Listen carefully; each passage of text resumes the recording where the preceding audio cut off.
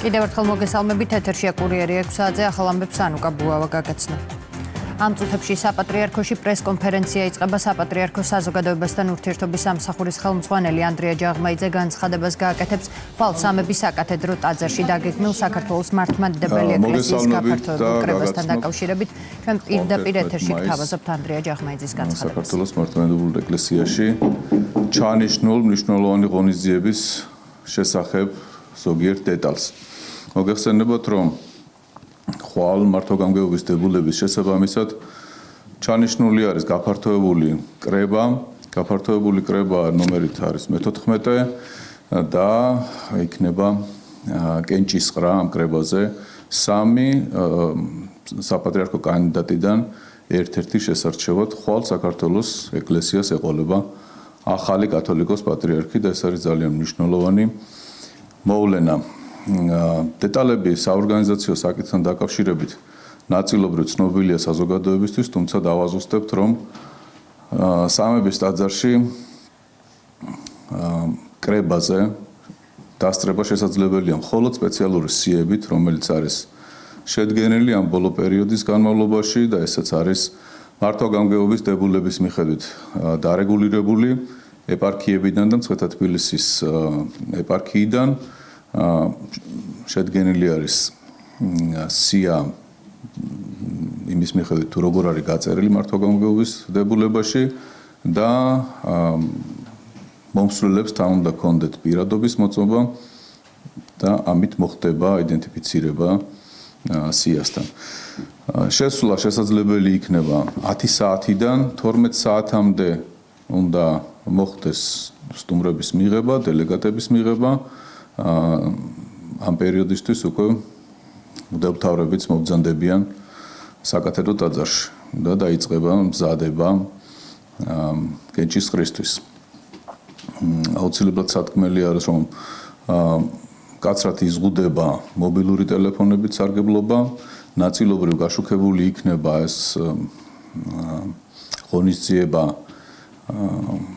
ტელევიზიით, პირველი არხის საშუალებით, ნაწილობრივ იქნება გაშუქებული, რადგანაც ნაწილი ამ სხდომისა უნდა იყოს დახურული. საჭირო ინფორმაციას და კადრებს უკვე დასრულების მერე თუ ჩავთვლით საჭიროდ და იქნება ამის აუცილებლობა, გავავრცელებთ ჩვენ თვითონ. გახსნა ამ კრებისა იქნება პირდაპირ ეთერში, შემდეგ კენჭისყრის პროცესი იქნება პირდაპირ ეთერში, ხოლო უკვე დათვლა ეს აღარ გადაიცემა და საბოლოო შედეგის გამოცხადებაც გადაიცემა პირდაპირ ეთერში. აი ესეთი არის ხვალინდელი დღის წესრიგი. მანქანებით მისვლა იზღუდება და შესაბამისად განცხადება გაკეთდა უკვე, ფეხით მისვლა შესაძლებელი იქნება ახვლედიანის ქუჩიდან და მეტრო აულაბრიდან შესაბამისად იმ აღმართზე, რომელიც მიდის საკათედრო ტაძარში. ეზოში შემოსვლა, ეზოში დასწრება შეუძლია ნებისმიერ მსურველს. შეზღუდვა ეხება შიგნით ტაძარს. დიახ, თუ გაქვთ რაიმე შეკითხვები, გიპასუხოთ. მისცემის პროცედურასთან დაკავშირებით უნდა გითხრათ, რომ წინა სინოდზე იყო იგივე პრინციპით მოხდება და ეს დაიწერება კანდიდატის სახელი ფურცელზე და მოთავსებულ კონვერტში თუ რამე სიახლეა. სიახლე ამასთან დაკავშირებით ხვალ ბიულეტინებზე იქნება შემოსახაზი, 3 კანდიდატი იქნება დაბეჭდი ბიულეტინზე და ამორჩეველი შემოხაზავს, შემდეგ ეს ბიულეტინი იდება კონვერტში და მოთავსდება შემდეგ საარჩევნო ყუთში, რომელიც ცენტრალურ ადგილზე იქნება დადებული. დელეგატი დაესწრება. დაახლოებით 2000-მდე დელეგატი იყრის თავს მთელი საქართველოდან. სიტყვის თქმის უფლებასთან დაკავშირებით მინდა გითხრათ, სინოდის წევრებს თუ ექნებათ ამის უფლება თუ მხოლოდ კანდიდატებს და მათი ეპარქიებიდან დაეწყება. 28 აპრილის სინოდის სხდომაზე განისაზღვრა სიტყვით გამომსვლელთა შესახებ რეგლამენტიც. ეს იქნება სიტყვით გამოვლენ საპატრიარქო ტახტის კანდიდატები, ასევე მათი ეპარქიიდან თითო ადამიანი. მოხსენება იქნება ასევე ისტორიული მიმოხილვის კონტექსტში ერთ-ერთი მეცნიერი გააკეთებს საქართველოს კათოლიკოს პატრიარქის ტიტულთან დაკავშირებით ისტორიულ მიმოხილვას. შედეგი ხვალ გამოცხადდება? დიახ, შედეგი გამოცხადდება ხვალ. პროცესებმა ინტერესებს. შედეგს გამოაცხადებს მეუფე ანანია, ის არის ხმის დამცველი კომისიის თავმჯდომარე. ანუ პროცედურულად რა არის შემდეგ იქნება ეს მაინტერესებს და რამდენი ხმა უნდა გქონდეს კანდიდატს, რომ პირველივე ტურში გამარჯვებულად ჩაიშალოს? მართვა-გამგეობის დებულების მიხედვით იმისათვის რომ პირველივე ტურში დასრულდეს კენჭისყრა და გამოვლინდეს პატრიარქი, საჭირო არის 50% პლუს 1 ხმა. ჩვენ შემთხვევაში ეს არის 20 ხმა. თუ 20 ხმა ექნება რომელიმე კანდიდატს, მეორე ტური აღარ გაიმართება. თუ ერთ ერთი კანდიდატი ვერ მოაგროვებს 20 ხმას, მაშინ მეორე ტურში იქნება ორი უპირატესი ხმის მქონე კანდიდატს შორის კენჭისყრა. და ინტრონიზაცია როდის იქნება? ინტრონიზაციას ხვალ გამოვაცხადებთ. ინტრონიზაციის თარიღის შესახებ გადაწყვეტილება უნდა მიიღოს უკვე გამორჩეულმა პატრიარქმა. 1200 კაცამდე დელეგატი. 1200. ხო. დავაკორექტიროთ მაშინ, ხო, შემისწორეს. საბოლოო ჯამში 1200-მდეა დელეგატი. თავად სინოდის წევრებს თუ დააფიქსირეს პოზიციებთან დაკავშირებით სულდა თუ არა სიტყვის თქვა რაიმე ასეთი სხვადასხვაობა ხომ არ იყო ამაზე? თქვენ წინა სინოდის დეტალებს მეკითხებით? არა, ბოლოსაც ხომ გქონდათ პროცედურული საკითხი წინა შეყვეტა და ამიტომ ჩვენ ვისაუბრეთ რამდენიმე სინოდის წევრს, რომლებმაც გითხრას რომ არ აქვს თვითონაც ინფორმაცია ექნებათ თუ არა სიტყვის თქვის უფლება, ამიტომ ვაზუსტებთ. არა, განისაზღვრა ამ შეხვედრაზე განისაზღვრა მკაცრად პროტოკოლი შეთანხმდნენ ამაზე და შეთანხმების საგანია სწორედ ის ვინ და რამდენი ადამიანი გამოვა სიტყვით საპატრიარქო ტახტის საპატრიარქო კანდიდატებს ექნებათ 5-წუთიანი რეგლამენტი, ხოლო დელეგატებს 3-წუთიანი რეგლამენტი. პროგრამებზე ხო იქნება შეჯერება? არ ვიცი, აი თავის სიტყვაში ყველა საშუალება აქვს ისაუბროს მისთვის სასურველი საკითხების შესახებ.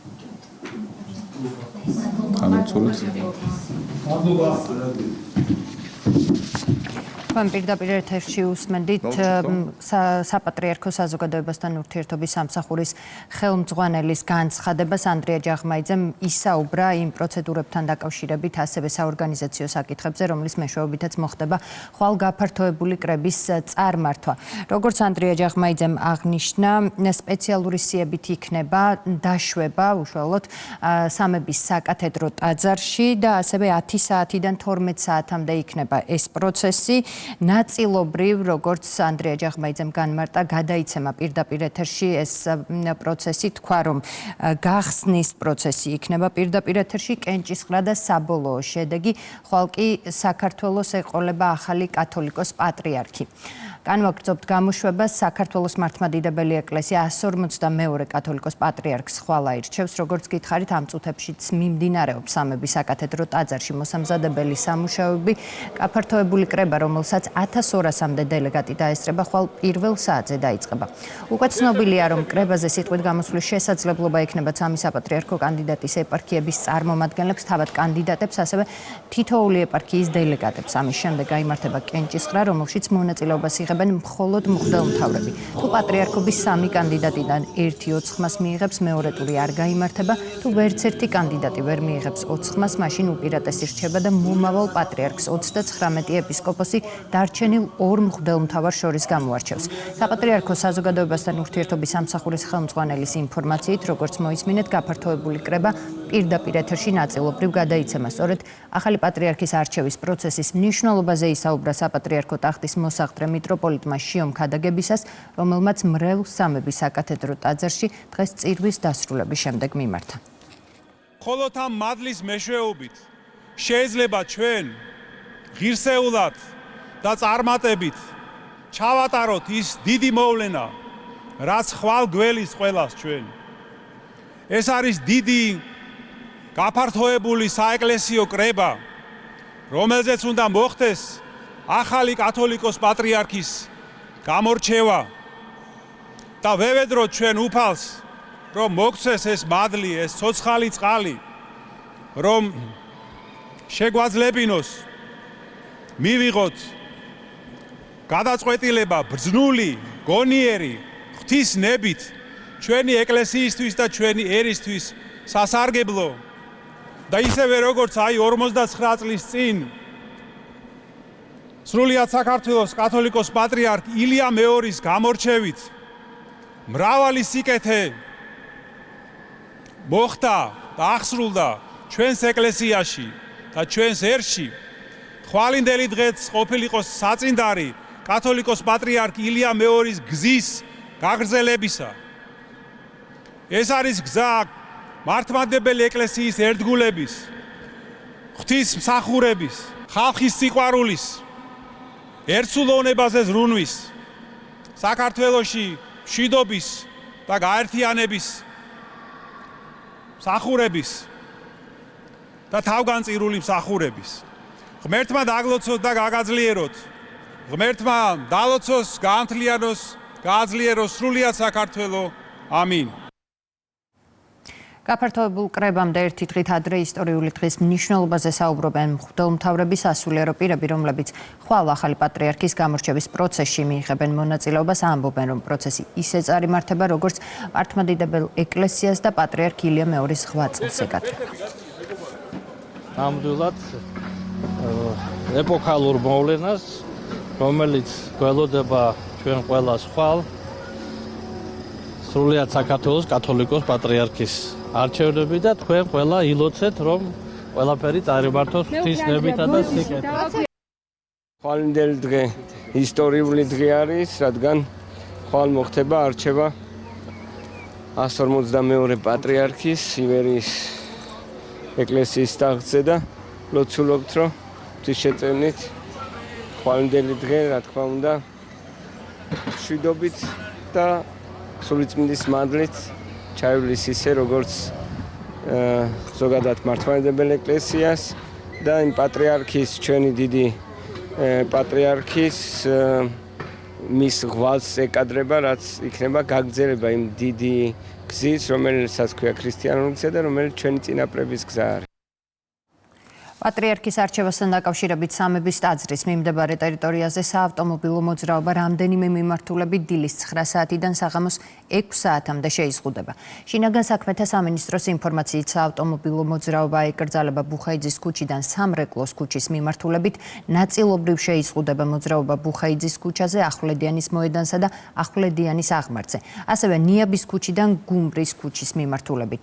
შეზღუდვა გავრცელდება ავლაბრის მეტროს მიმდებარე ტერიტორიაზე, წყების ცნობით საპარკინგე სივრცე მოეწყობა ახვლედიანის მოედანზე და ხეთაგუროვის ქუჩაზე, საიდანაც სამების ტაძრისკენ გადაადგილება შესაძლებელი იქნება სპეციალურად გამოყოფილი მიკროავტობუსებით ან ფეხით ახვლედიანის ქუჩით. ფეხით გადაადგილება იქნება შესაძლებელი გონაშვილის ქუჩით მეტრო სადგურ ავლაბრიდანაც. საავტომობილო მოძრაობა აიგრძალება ბუხაიძის ქუჩიდან სამრეკლოს ქუჩის მიმართულებით. ნაწილობრივ შეიზღუდება საავტომობილო მოძრაობა ბუხაიძის ქუჩაზეც. აღნიშნულ მონაკვეთზე გადაადგილება შესაძლებელი იქნება მხოლოდ ქვეითად მოსიარულეთათვის. საავტომობილო მოძრაობა შეიზღუდება ახვლედიანის მოედანსა და ახვლედიანის აღმართზე, ასევე ნიაბის ქუჩიდან გუმბრის ქუჩის მიმართულებით.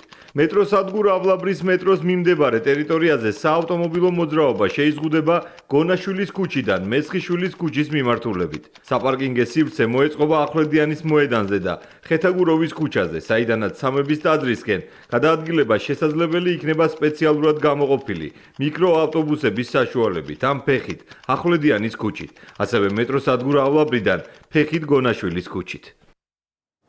ახალი პატრიარქის არჩევამდე ეკლესიის წინააღმდეგ მიმდინარე კამპანიას თავად ეკლესიისა და საზოგადოების დაპირისპირების მცდელობად აფასებს პარლამენტის თავმჯდომარე შალვა პაპუაშვილს შეკითხვა ჟურნალისტებმა დაუსვეს. სპიკერი ამბობს, რომ ქართულ ეკლესიაზე თავდასხმის უფლება არავის აქვს. შევხედოთ იმას, რომ არის მცდელობა, რომ ნებისმიერი მნიშვნელოვანი საკითხი თემა გამოიყენონ იმისთვის, რომ შეიტანონ საზოგადოებაში, გაყოს საზოგადოება, შეიტანონ დაპირისპირება საზოგადოებაში. ამიტომ ასეთი მომენტები არის კარგი ინდიკატორი იმისთვის, რომ ამოვიცნოთ, ვინ არის ის, ვინც ქართულ საზოგადოებას მტრობს. ის ვინც ცდილობს რომ ეკლესია დაყოს და ეკლესიაში დაპირისპირება შეიტანოს, საზოგადოება დააპირისპიროს ეკლესიას.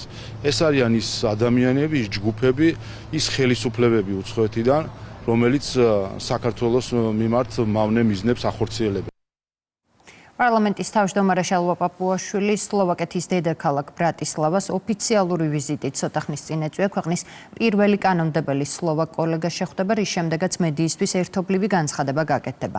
საპარლამენტო დელეგაციის შემადგენლობაში, რომელსაც პარლამენტის სპიკერი ხელმძღვანელობს, პარლამენტის თავმჯდომარის მოადგილე ილია ინჯია, საგარეო ურთიერთობათა კომიტეტის თავმჯდომარე ნიკოლოს სამხარაძე, განათლების კომიტეტის თავმჯდომარე მარიამ ლაშხი და ფრაქცია ქართული ოცნების თავმჯდომარის მოადგილე რიმა ბერაძე არიან. მარიამ კოპალეიშვილი აშუქებს პარლამენტის თავმჯდომარის ვიზიტს სლოვაკეთში და ის გვეტყვის, რა გზავნილებით ჩავიდა შალვა პაპუაშვილი ბრატისლავაში. მარიამ, გისმენთ. პარლამენტის თავმჯდომარის ოფიციალური ვიზიტი სლოვაკეთში უკვე დაწყებულია. შალვა პაპუაშვილს ვიზიტის ფარგლებში ექნება მაღალი დონის ორმხრივი შეხვედრა. ის შეხვდება ასევე სლოვაკ კოლეგასაც. მთავარი განსახილველი საკითხი იქნება ორმხრივი ურთიერთობების კიდევ უფრო მაღალ საფეხურზე აყვანა, რაც მთავარია ევროინტეგრაცია, გამოცდილების გაზიარება. შალვა პაპუაშვილი მიიჩნევს, რომ ამ ვიზიტს კიდევ უფრო მეტ მნიშვნელობას ანიჭებს ის გარემოება, რომ საქართველოს მიმართ წამოწყებული აგრესიული რიტორიკის ფონზე მნიშვნელოვანია, რომ მეგობარმა პარტნიორმა სახელმწიფოებმა განხილვებში საღი აზრი შეიტანონ. ექნება უკვე სკოლის საუბარი ორმხრივ საპარლამენტო ურთიერთობაზე, რომელიც გვინდა რომ კიდევ უფრო მეტად გაღრმავდეს როგორც საკომიტეტო დონეზე, ისე მეგობრობის ჯგუფებს შორის გაცვლით. ბოლო პერიოდში არის ინტენსიური ვიზიტები მაღალ დონეზე, იცით რომ საქართველოს პრეზიდენტიც ცოტა ხნის წინ იმყოფებოდა სლოვაკეთში. ორმხრივ ურთიერთობებთან ერთად, რა თქმა უნდა, მნიშვნელოვანი არის ევროპული ინტეგრაციის პროცესში იმ ქვეყნებთან ურთიერთობა, რომელიც ქართული ხალხის მიმართ მეგობრულ პოლიტიკას აწარმოებენ. მნიშვნელოვანი არის, რომ იმ პროპაგანდის და აგრესიული რიტორიკის ფონზე, რომელიც ზოგიერთი პოლიტიკურად დაინტერესებული ხელისუფლება ევროკავშირში საქართველოს წინააღმდეგ ეწევა, ჩვენ მეგობრებმა შეძლონ საღი აზრის შეტანა სხვადასხვა განხილვებში, ასე რომ სლოვაკეთთან გვექნება, რა თქმა უნდა, ორმხრივ ურთიერთობასთან ერთად, მათ შორის ევროკავშირის ფარგლებში საქართველოსთან მიმართებით არამეგობრული პოლიტიკის, სხვა ქვეყნებისგან არამეგობრული პოლიტიკის მიმართ სლოვაკეთის მხრიდან მეგობრული პოლიტიკის გახმარება. სლოვაკეთში შალვა პაპუაშვილის შეხვედრები უკვე ჩანიშნულია ხვალ, მას შემდეგ რაც პარლამენტის თავმჯდომარე უკვე სლოვაკ კოლეგას შეხვდება, ასევე დაგეგმილია მედიისთვის ერთობლივი განცხადების გაკეთებაც. მადლობა მარიამ. მარიამ კოპალეიშვილი საუბრობდა სლოვაკეთიდან პირდაპირ ეთერში. შალვა პაპუაშვილმა დღეს სამშობლოს წინააღმდეგ ჯაშუშობის ფაქტთან დაკავშირებით მედიის მიერ დასმულ კითხვასაც უპასუხა. პარლამენტის თავმჯდომარის განცხადებით, მნიშვნელოვანია, რომ კონტრდაზვერვითი საქმიანობა სახელმწიფო უსაფრთხოების სამსახურის პრიორიტეტია და არავის უნდა ჰქონდეს ილუზია, რომ სადაზვერვო საქმიანობა საქართველოს ტერიტორიაზე შეუმჩნეველი დარჩება. მნიშვნელოვანია, რომ სახელმწიფო უსაფრთხოების სამსახურმა თავის ერთ-ერთ პრიორიტეტად აქცია კონტრდაზვერვითი საქმიანობა. ჩვენ ვეღარ გვექნება ის ფუფუნება, რომ დობით შევხედოთ ბევრ ქვეყანას. ყველა მოქმედებს თავისი საკმაოდ ასე ვთქვათ პრაგმატული ინტერესებით, საკუთარი პოლიტიკური გავლენების განსახორციელებად საქართველოში. ამისთვის იყენებს ყველა დაშვებულ და მათ შორის ბინძურ მეთოდებსაც, როგორც არის მოქალაქეების გადაბირება და ასე შემდეგ. ამიტომ შესაბამისი რეაგირება ექნება. განცხადება იყო კიდევაც სამართლებრივი ორგანოების კოორდინირების მიმართულებით სახელმწიფო მინისტრის, რომ საქართველოს დღეს გააჩნია ყველანაირი ტექნიკური და ადამიანური რესურსი, რომ ყველა ეს შემთხვევა გამოვლინდეს. ეს არის ერთი შემთხვევა, რაც გამჟღავნდა, თუმცა მე მგონი იმ კომენტარიდანაც, მამუკაბდინარის კომენტარიდანაც მიხვდით, რომ არის სხვა შემთხვევები, რომელზეც მიდის დაკვირვება, რომლებიც ცნობილი არის და ამ მხრივ არავის არ უნდა ქონდეს იმის ილუზია, რომ დარჩება შეუმჩნევლად საქართველოში სადაზვერვო საქმიანობა. ახლა კი უცხოეთის ამბები ირანსა და ამერიკის შეერთებულ შტატებს შორის ორმხრივი ცეცხლის შეწყვეტის შეთანხმების მიუხედავად თეირანის სამხედრო ძალები სრულ მზადყოფნაში რჩებიან და ისინი ვაშინგტონს მეტი სიფრთხილისკენ მოუწოდებენ. თუ ამერიკის შეერთებული შტატები თავდასხმებს განაახლებს, ირანის ისლამური რესპუბლიკა ახალი ტექნიკის გამოყენებით იმუქრება. ამასთანავე ჰორმუზის ბლოკადის ფონზე ირანის შეიარაღებული ძალების წარმომადგენელი იმ ქვეყნებს, რომლებიც შტატების სანქციებს უჭერენ მხარს, საპასუხო ზომების მიღებას პირდება. ვაფრთხილებთ მტრებს, თუ კიდევ ერთხელ მიმართავენ აგრესიას და დაუშვებენ წარსულის საბედისწერო შეცდომას, რომლის საფასურს ახლა იხდიან, ნამდვილად შეეჯახებიან სხვა მოულოდნელ პრობლემებს. ეს კი ნიშნავს ჩვენი შეიარაღებული ძალების ნებასა და სიმტკიცეს, ასევე თანამედროვე აღჭურვილობას და ომის განახლებულ მეთოდებს. ეს ნიშნავს, რომ ომი მტრისთვის წარმოუდგენელ სივრცეში გადაინაცვლებს. ამიერიდან იმ ქვეყნებს, რომელიც მხარს უჭერს ირანის წინააღმდეგ ამერიკის სანქციებს, ჰორმუზის სრუტის გავლისას შეექმნება პრობლემები. მარკო რუბიო და სტივ უიტკოფი მაიამიში კატარის პრემიერ-მინისტრს შეხვდნენ. ინფორმაციას აქსიოსი ავრცელებს.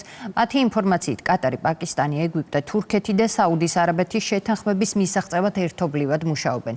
შუამავლები ორივე მხარეს მოუწოდებენ შეამცირონ დაძაბულობა და შეთანხმების მიღწევებზე გაამახვილონ ყურადღება. შეხვედრის მთავარი განხილვის თემა კი ვაშინგტონსა და თეირანს შორის იმ ურთიერთგაგების მემორანდუმის გაფორმების გზა იყო, რომელიც ომის დასრულებას ისახავს მიზნად. უკრაინაში დონეცკის, ხარკოვისა და ხერსონის რეგიონებში რუსული უპილოტო საფრენი აპარატები თავდასხმის შედეგად 20-მდე ადამიანი დაშავდა. დაზიანებულია ინფრასტრუქტურული ობიექტები და საცხოვრებელი შენობები. პარალელურად რუსეთის პრეზიდენტმა მედიასთან შეხვედრის დროს განაცხადა, რომ რუსეთ-უკრაინის კონფლიქტი მხოლოდ ჩართული მხარეების პასუხისმგებლობაა და გარეშე პირებს ნაკლები ჩარევისკენ მოუწოდა. პუტინის თქმით, მოსკოვი მოლაპარაკების მაგიდასთან დასაჯდომად ყოველთვის მზად არის. Пусть приезжает. Прежде всего касается России и Украины. პირველ რიგში ეს კონფლიქტი ეხება რუსეთსა და უკრაინას. ხედავთ, რომ შეერთებული შტატების მოქმედ ადმინისტრაციას და პრეზიდენტ ტრამპს გულწრფელად სურს ამ საკითხის მოგვარება.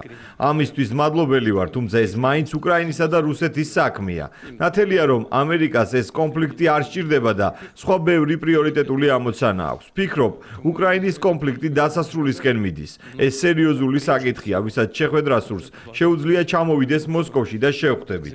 მესამე ქვეყანაში შეხვედრა შესაძლებელია, თუმცა მხოლოდ მას შემდეგ მოხდება, როცა მივახცევთ სამშვიდობო ხელშეკრულების შესახებ საბოლოო შეთანხმებას.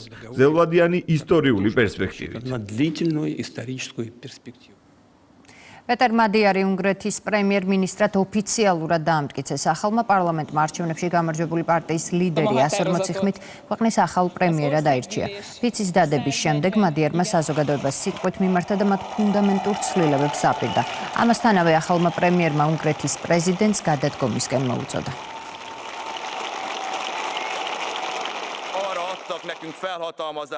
უნგრელმა ხალხმა მოგცა მანდატი, რათა უნგრეთის ისტორიაში ახალი ფურცელი გადავშალოთ. არა მხოლოდ მთავრობის, არამედ თავად სისტემის შესაცვლელად. ყველაფერი თავიდან უნდა დავიწყოთ. პირობას ვდებ, რომ მომავალ წლებში განვამტკიცებთ საზოგადოების ნდობას.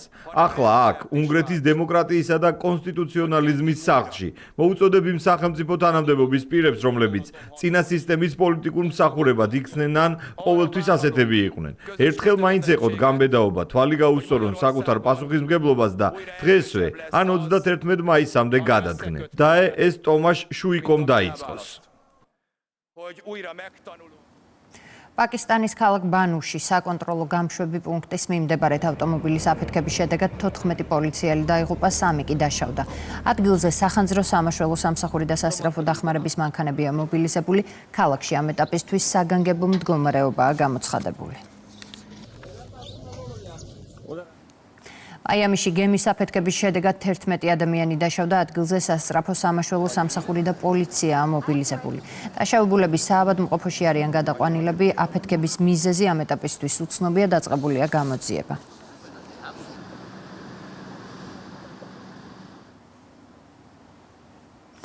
ისევ საქართველოს ნარკოდანაშაულის ფაქტზე პოლიციამ 3 პირი დააკავა, მათ შორის 2 წარსულში ნასამართლებია. მათ დიდი და განსაკუთრებით დიდი ოდენობით ნარკოტიკული საშუალებების და ფსიქოტროპული ნივთიერების უკანონო შეძენა შენახვას, რეალიზაციის ხელშეწყობასა და ნარკოტიკული საშუალების ექიმის დანიშნულების გარეშე უკანონო მოხმარებას ედავებიან. პოლიციამ ჩხრეკის შედეგად სარეალიზაციოდ გამზადებული განსაკუთრებით დიდი ოდენობით ნარკოტიკული საშუალებები, ალფა პვპ, მეთადონი, გამომშრალი მარიხუანა და ფსიქოტროპული ნივთიერება კეტამინი ამოიღო. მოსამართლის განჩინების საფუძველზე სამართალდამცველებმა ნარკოტიკული საშუალებების საკონტროლო შესყიდვა და მისი ფარული აუდიო-ვიდეო ჩაწერა რამდენჯერმე განახორციელეს. დანაშაული 20 წლამდე ან უვადო პატიმრობას ითვალისწინებს. აჭარის პოლიციამ კი განსაკუთრებით დიდი ოდენობით ნარკოტიკული საშუალების უკანონო შეძენა შენახვისა და რეალიზაციის ხელშეწყობის ბრალდებით რუსეთის ფედერაციის მოქალაქე დააკავა. ბათუმში ჩატარებული ჩხრეკის შედეგად სარეალიზაციოდ გამზადებული განსაკუთრებით დიდი ოდენობით ნარკოტიკული საშუალება გამომშრალი მარიხუანა ნივთმტკიცება დამოიღეს. დანაშაული 17 წლამდე თავისუფლების აღკვეთას ითვალისწინებს. პადელი, დარცი, კარტინგები და პეინტბოლის სტუდენტური ფესტივალი 2026-ის ფარგლებში 4 სპორტულ სახეობაში შეჯიბრი გაიმართა. აქტივობებში სტუდენტები სხვადასხვა უნივერსიტეტებიდან იღებდნენ მონაწილეობას. სტუდენტური ახალგაზრდული ფესტივალი სპორტულ, კულტურულ, საგანმანათლებლო და მოხალისეობრივ მიმართულებებს აერთიანებს. ფესტივალმა სტარტი 1 მაისს აიღო და 1 თვის განმავლობაში გაგრძელდება. მასშტაბური ღონისძიება სტუდენტური ფესტივალი წარმატებით მიმდინარეობს. დღეს ლისილემასის ტერიტორიაზე გაიმართება სპორტული მიმართულებით 4 სახეობაში ტურნირები, რომელშიც მონაწილეობას 40-ზე მეტი უნივერსიტეტი მიიღებს. მინდა წარმატებები ვუსურვო ყველა სტუდენტს. მოხარული ვართ, რომ ვიღებთ მონაწილეობას სტუდენტურ ფესტივალზე. ძალიან მასშტაბური პროექტი ტარდება წელს. წინა წლის გამარჯვებული უნივერსიტეტი ვბრძანდებით და რა თქმა უნდა ძალიან მნიშვნელოვანია ეს ტურნირი, ასე რომ ვთქვა და თვითონ ფესტივალი ჩვენი სტუდენტებისთვის. თბილისის სახელმწიფო სამედიცინო უნივერსიტეტის სტუდენტები ყოველწლიურად აქტიურად ვართ ჩართული სტუდფესტზე, სხვადასხვა აქტივობებში, ეს იქნება სპორტული, განათლების, კულტურული თუ ასე შემდეგ და ძალიან მოტივირებულები ვართ წელსაც. შიდა ტურნირები უკვე აქტიურად გვაქვს ჩატარებული და შიდა ტურნირებში გამარჯვებული სტუდენტები უკვე უნივერსიტეტებს შორის იღებენ ასპარეზზე მონაწილეობას. წარმატებას ვუსურვებთ ყველა უნივერსიტეტს. საქართველოს თავდაცვის ძალების აღმოსავლეთ სარდლობის მე-4 ქვეითი ბრიგადის 42 შერეული ჯავშან-სატანკო ბატალიონის სამხედროებმა ამოცანაზე ორიენტირებული საველე სწავლება ჩაატარეს. მონაწილეობდნენ ბატალიონის სატანკო და მექანიზებული ასეულებიც, მათ პოტენციური მოწინააღმდეგის ასეულზე კონტრშეტევის კომპონენტები ფაზების მიხედვით განახორციელეს. სწავლების მიზანი კი ქვედანაყოფის კოლექტიურ დავალებებში მხარდამჭერ ელემენტებთან კოორდინაციით ბატალიონის მომზადებაა. აღსანიშნავია, რომ ეს არის პირველი ჯავშან-სატანკო ბატალიონი, რომელმაც აღნიშნული პროგრამა გაიარა საქართველოში. პირადმა შემადგენლობამ მიიღო დიდი გამოცდილება აღნიშნულ სწავლებაში. მიმდინარეობდა დღის და ღამის პირობებში სხვადასხვა ტაქტიკურ დავალებებზე რეაგირება. ოპერაციაში მონაწილეობას იღებდა სატანკო და მექანიზებული ქვედანაყოფები.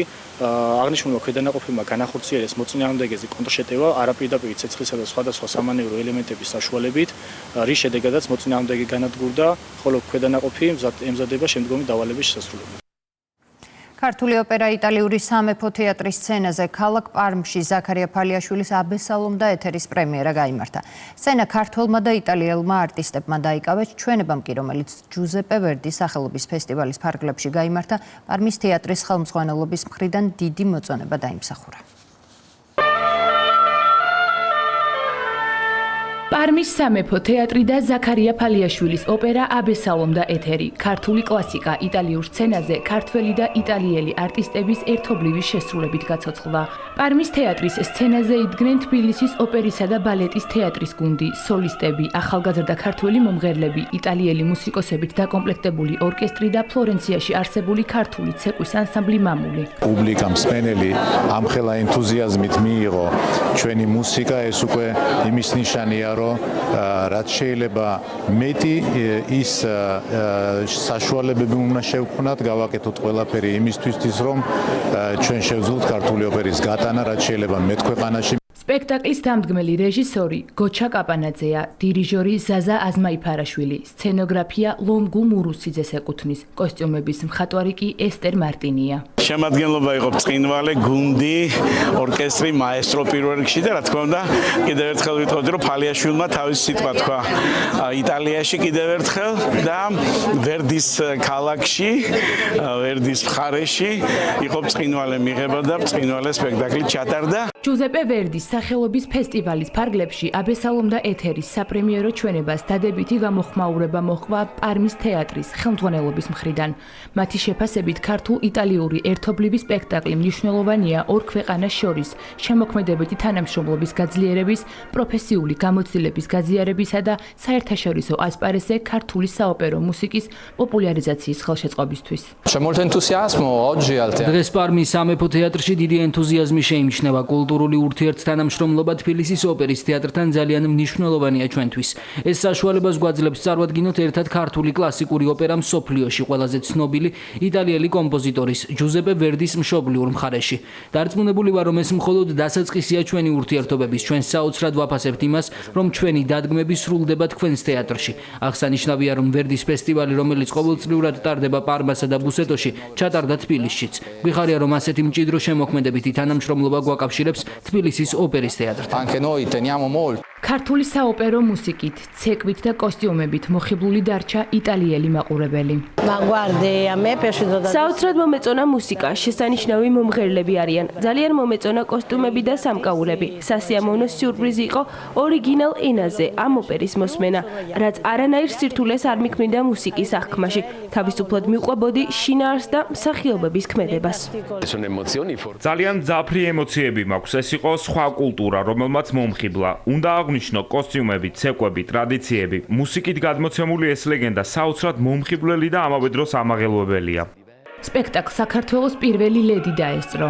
პარმის სამეფო თეატრში აბესალომ და ეთერის პრემიერა კულტურის სამინისტროს მხარდაჭერით გაიმართა. ეს არის უმნიშვნელოვანესი, იმიტომ რომ პარმის ოპერა არის ჯუზეპე ვერდისთან დაკავშირებული და აქ იმართება უდიდესი ფესტივალი ვერდის სახელობის და ერთ-ერთი ძალიან მნიშვნელოვანი ადგილია საოპერო ხელოვნებაში. ამიტომ აქ წარდგენა კიდევ სულ სხვა ხარისხში აჩვენებს ჩვენ ხელოვნებას და კულტურას. ზაქარია ფალიაშვილის ოპერის აბესალომ და ეთერის პარმის სამეფო თეატრის სცენაზე ჩვენება პროექტის ქართული საოპერო შედევრების საერთაშორისო პრემიების ფარგლებში განხორციელდა. საქველმოქმედო გარბენი მსოფლიოში ერთ დღეს ერთსა და იმავე დროს ერთი მიზნით ზურგის ტვინის დაზიანების განკურნების გზების მოსაძებნად ათასობით მორბენალი გაერთიანდა. 2026 წლის გარბენ საქართველოს აპლიკაციით შეუერთდა ვირტუალური ფინიშის მანქანის წინააღმდეგ მონაწილეებმა ინდივიდუალურად მათ მიერ შერჩეულ ლოკაციაზე ირბინეს. ორგანიზებული გარბენი კი დინამო არენადან დაიწყო. რეგისტრაციისთვის განკუთვნილი თანხა სრულად ზურგის ტვინის დაზიანების განკურნებისთვის საჭირო კლინიკური და სამედიცინო კვლევების დაფინანსებისთვის შექმნილ ფონდში ირიცხება. მონაწილეობა შეუძლია ყველას პროფესიონალებს, მოყვარულებს, ეთლით მოსარგებლეებს, რომლებსაც 18 წელი შეუსრულდათ. აპლიკაციით მორბენალთა გავლილი მანძილი გლობალურ რეიტინგში აისახება. Things for Life როგორც კი საქართველოში დაიწყო ჩატარება, ყოველ წელს ვესწრები. Როგით ხარ ძალიან გამოცდილი მორბენალი ვარ, არა, უბრალოდ ეს ისეთ კარგ საქმეს ემსახურება ეს ყველაფერი, რომ ჩემი აზრით ყველა ვალდებულია რომ ჩაერთოს. ძალიან მოხარული ვარ. ეს ჩემი უკვე მეოთხე მარათონია და დღეს ვაპირებო გავაუმჯობესო ჩემი რეკორდი, რომელიც ისევ დინამო არენაზე 4 წლის წინ 12 კილომეტრი გავირბინა. Wings for Life World Run ეხმარება ფონდს, რომელიც იკვლევს ზურგის ტვინის დაზიანების განკურნების გზებს და ამიტომ ძალიან მნიშვნელოვანია, რომ ყოველ წელს უფრო და უფრო მეტი ადამიანი შემოგვიერთდეს, რომ ეს ძალიან რთული დაავადება გახდეს განკურნებადი. მიხარია, რომ უკვე თითქმის 13 წელია ამის ნაწილი ვარ და კიდევ ბევრი წელი ვიქნები. ასეთი იყო ახალი ამბები ამ დროისთვის. თქვენ წინ გელოდებათ კურიერი პიესი ზუსტად 9 საათზე, მანამდე კი შეგიძლიათ გაიცნოთ ყოველ მნიშვნელოვან სიახლეში ჩვენს ვებგვერდზე rustavi2.gi ან დაასკანერეთ QR კოდი და შემოგვიერთდით rustavi2-ის Facebook გვერდზე. ნახვამდის.